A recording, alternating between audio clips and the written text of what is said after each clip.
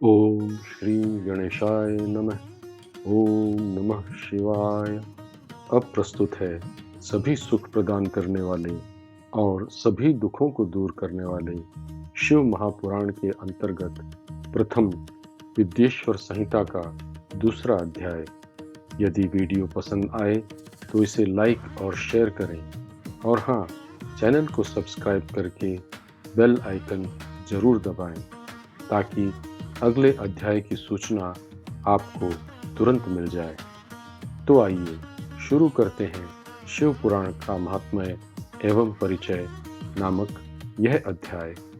सूत जी बोले, हे साधु, तुमने बहुत ही उत्तम प्रश्न किया है जो लोक के लिए हितकारक है। अतः गुरु का स्मरण करके तुम्हारे इस स्नेह के कारण अब मैं यहाँ उसका वर्णन करता हूँ। तुम उसे आदर पूर्वक सुनो। वेदों के सार स्वरूप उस पुराण को वेद व्यास जी ने रचा है। वह सभी शास्त्रों का सार तथा परम अर्थ देने वाला है। कलिकाल के पापों से नष्ट हुए प्राणियों के लिए यह परम हितकारी है। जो मनुष्य श्रद्धापूर्वक इसका श्रवण करता है वह सदा विशेष फल को प्राप्त करता है। उस पुराण का द्विजों में अध्ययन करने से समस्त पापों का नाश होता है तथा शिव के भक्तों को उत्तम गति प्राप्त होती है। जो इस पुराण का पठन करता है उसके पाप यहाँ तक कि ब्रह्म हत्या जैसे भी नष्ट हो जाते हैं। जो इस पुराण का अध्ययन करता है वह मनुष्य जगत में आदर प्राप्त करता है। जो मनुष्य तत्काल महान तत्वों का सम्यक निर्णय करके इस पुराण का अध्ययन करता है वह संसार में मान्यता प्राप्त करता है। जो इस पुराण के द्वारा समस्त शास्त्रों का परस्पर सम्यक विवेचन करता है वह मनुष्य जगत में आदर पाता है। जो शिव के महान महात्म्य से युक्त इस दुर्लभ ग्रंथ का अध्ययन करता है वह मनुष्य संसार में प्रतिष्ठा प्राप्त करता है। जो कुशलता पूर्वक तत्वों का सम्यक निर्णय करता हुआ इस पुराण का अध्ययन करता है वह मनुष्य जगत में सम्मानित होता है। जो इस पुराण को प्रकाशित करता है और महान लाभ प्राप्त करता है वह भी संसार में मान्यता प्राप्त करता है। जो मनुष्य समस्त व्रतों तथा तीर्थों का विधि पूर्वक अनुष्ठान करता है वह इस शिव पुराण के पठन से संसार में महान फल प्राप्त करता है। जो मनुष्य समस्त भूतों तथा मंत्रों का विधि पूर्वक विवेचन करता है वह इस शिव पुराण के पठन से महान फल प्राप्त करता है। जो मनुष्य समस्त क्षेत्रों का सम्यक विवेचन करता है वह इस शिव पुराण के पठन से महान फल प्राप्त करता है। जो मनुष्य समस्त पीठों का विधि पूर्वक विवेचन करता है वह इस शिव पुराण के पठन से महान फल प्राप्त करता है। जो मनुष्य समस्त दानों का सम्यक विवेचन करता है वह इस शिव पुराण के पठन से महान फल प्राप्त करता है। जो मनुष्य समस्त देवताओं का विधि पूर्वक विवेचन करता है वह इस शिव पुराण के पठन से महान फल प्राप्त करता है। जो मनुष्य समस्त सिद्धांतों का सम्यक विवेचन करता है वह इस शिव पुराण के पठन से महान फल प्राप्त करता है। अन्य शैव पुराणों के कीर्तन और श्रवण से भी जो फल प्राप्त होता है वह कलयुग में मनुष्यों के लिए दुर्लभ है। तथापि उसके महात्म्य को मैं संक्षेप में ही कहूँगा। मेरे द्वारा कही गई इस कथा को चित्त लगाकर सुनो। जो मनुष्य इस शिव पुराण को एक श्लोक अथवा आधा श्लोक के अंश मात्र भी सहित विधि पूर्वक पढ़ता है, वह क्षण मात्र में पापों से मुक्त हो जाता है। जो मनुष्य इस शिव पुराण को श्रद्धा और भक्ति से निरंतर पढ़ता है, वह जीवित रहते हुए ही मुक्त हो जाता है। जो मनुष्य प्रतिदिन इस शिव पुराण का भक्ति पूर्वक अध्ययन करता है, उसे प्रतिदिन अभीष्ट फल की प्राप्ति अवश्य होती है। जो व्यक्ति सामान्य रीति से भी इस शिव पुराण का पठन करता है, वह भी भक्ति सहित मन लगाकर पढ़ने पर पापों से मुक्त हो जाता है। जो मनुष्य नमस्कार पूर्वक इस शिव पुराण का पठन करता है, वह समस्त वांछित फलों को प्राप्त करता है, इसमें कोई संशय नहीं। जो व्यक्ति स्वयं इस शिव पुराण को पुस्तक रूप में लिखवाता है, वह इस शिव पुराण के दान से उत्पन्न पुण्य फल को प्राप्त करता है। जो व्यक्ति शास्त्रों का अध्ययन करता है, वेदों का व्याख्यान करता है, उसके लिए भी लोक में उस फल की प्राप्ति दुर्लभ होती है। जो मनुष्य इस शिव पुराण को चारों प्रकार से पठन, पाठन, श्रवण, कीर्तन भली भांति करता है, वह निश्चय ही उत्तम शिव पद को प्राप्त करता है। प्रत्यक्ष रूप से उसे गायत्री पुरस्चरण के समान फल प्राप्त होता है। इससे बढ़कर अन्य कोई साधन नहीं है। जो रात्रि में जागरण पूर्वक उपवास करता है, वह इस पुराण के पठन से भी महान पुण्य प्राप्त करता है। कुरुक्षेत्र में निवास, पुष्कर में स्नान, आत्मज्ञान तथा सूर्य ग्रहण, इन सबके समान फल इसकी प्राप्ति से होता है। जो विद्वान इस शिव पुराण का यथार्थ व्याख्यान करता है, उसके लिए यह फल सत्य है, इसमें कोई संदेह नहीं है। जो व्यक्ति श्रद्धा और नियम पूर्वक इस शिव पुराण का गायन करता है, उसके लिए देवगण प्रत्यक्ष होकर इंद्रलोक में स्थान प्रदान करते हैं। जो मनुष्य नियम पूर्वक इस शिव पुराण का पठन करता है, वह भोगों का उपभोग करते हुए अंततः शिव गति को प्राप्त करता है। जो इस श्री शिव संहिता में विधि पूर्वक पठन करता है, वह ब्रह्मांड की पूर्णता को निश्चय ही प्राप्त करता है। जो इस रुद्र संहिता का भक्ति पूर्वक पठन करता है, वह समस्त कामनाओं को प्राप्त करता है। जो मनुष्य वट वृक्ष और बिल्व वृक्ष के नीचे इस रुद्र संहिता का सम्यक पाठ करता है और प्रदक्षिणा करता है, वह ब्रह्म हत्या जैसे पाप से मुक्त हो जाता है। वहाँ उसके बाद कैलाश संहिता को और भी श्रेष्ठ माना गया है। वह साक्षात ब्रह्म स्वरूपिणी और प्रणव ओंकार के अर्थ को प्रकाशित करने वाली है।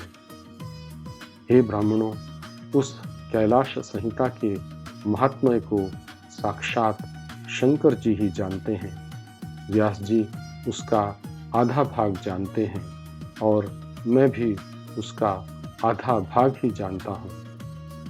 मैं उसमें से यहाँ कुछ अंश कहूँगा, क्योंकि उसे पूर्णतः कहना संभव नहीं है, जिसे जानकर मनुष्य तत्क्षण चित्त की शुद्धि प्राप्त कर लेता है।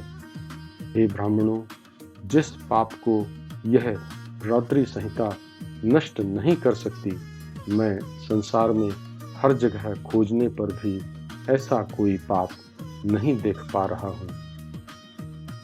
शिव जी ने उपनिषद रूपी समुद्र के मंथन से प्रसन्नता पूर्वक जिसे उत्पन्न किया और कुमार कार्तिकेय को अर्पित किया, उस सुधामय संहिता का पान करके मनुष्य अमर मुक्त हो जाता है। जो ब्रह्महत्या आदि महापापों का प्रायश्चित करने के लिए उद्यत है, वह 1 मास तक इस संहिता का पाठ करके उन पापों से मुक्त हो जाता है।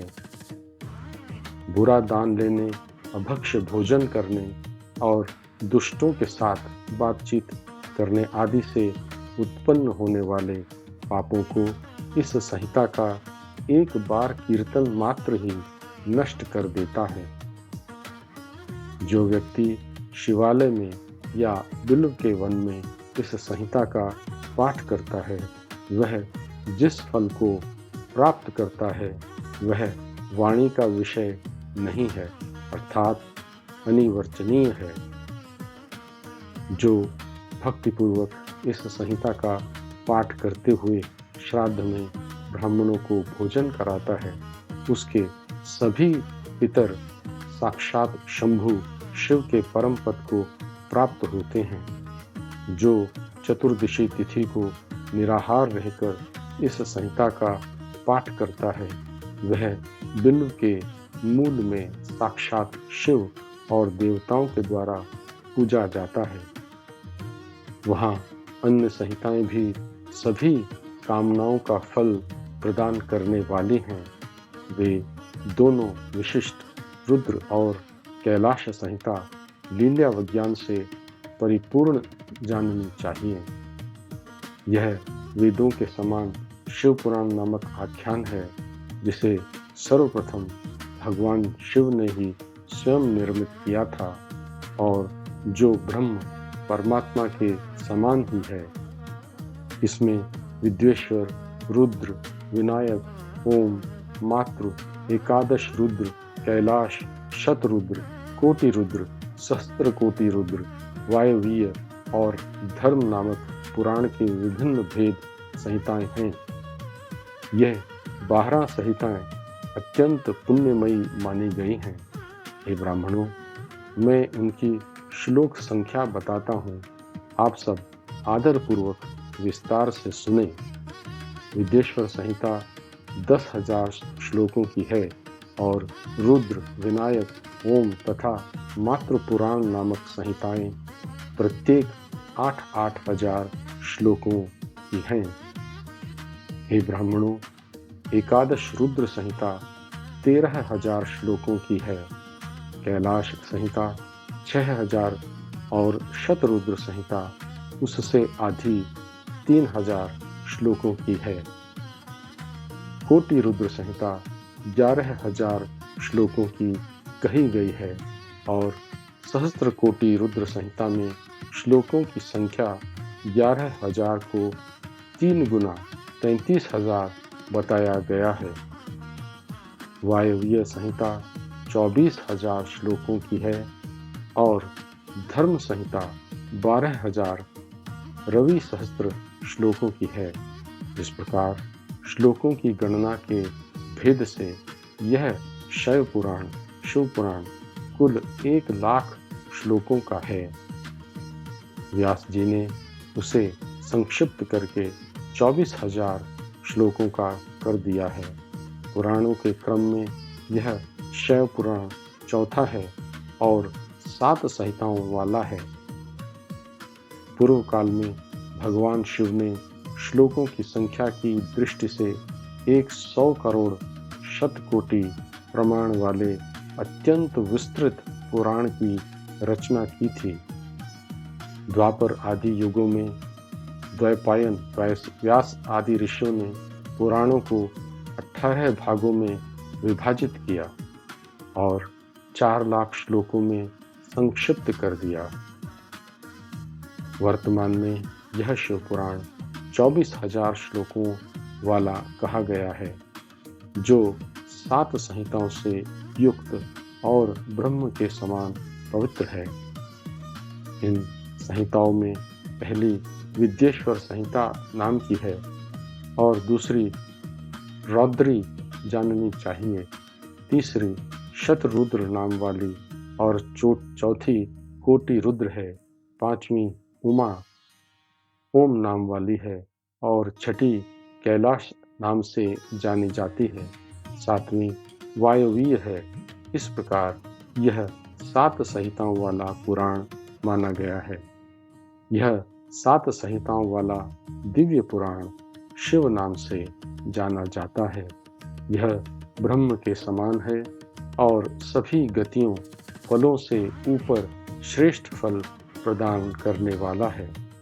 जो इस 7 संहिताओं वाले पूर्ण शिव पुराण को आदरपूर्वक पढ़ता है वह जीवन मुक्त कहलाता है।